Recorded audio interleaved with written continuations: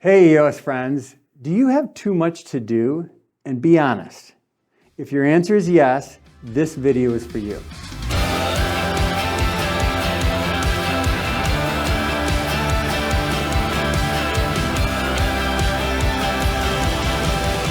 Remember in Focus Day when we taught you about the 5 leadership abilities? Number 2 is delegate. And if you think about the 5 core tools, the VTO, the accountability chart, rocks, L10 meetings, and the scorecard, at some level, all of them should help you get work off your plate and engage others to help. So why do so many EOS leaders struggle with delegating? After working with hundreds of leaders and looking in the mirror several thousand times, here are the 3 biggest barriers I see. Barrier number 1, right person, right seat. I remember the end of an annual planning session with a client. As I looked at the plan, I asked a simple question. Do you have the team in place to make this plan a reality? The look on the integrator's face told me the answer. Too often we don't directly answer that question in an open and honest way. Until right person, right seat is equal to 100%, you will struggle to delegate. Barrier number 2, data and/or process.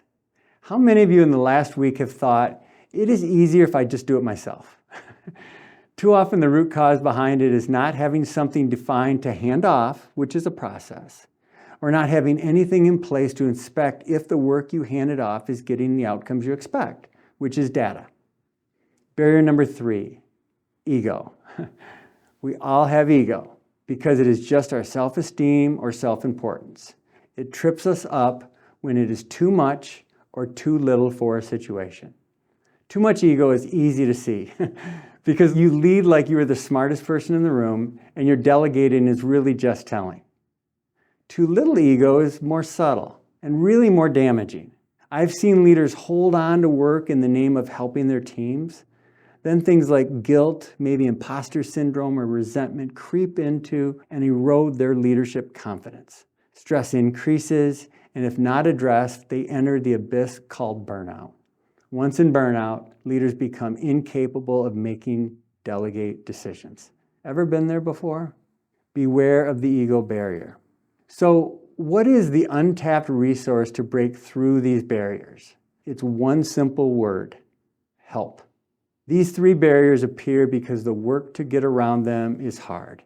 They require us to think differently, honestly answer hard questions, and usually make some personal changes. My final tip, if you see a peer struggling with delegating, start a conversation and really listen to them.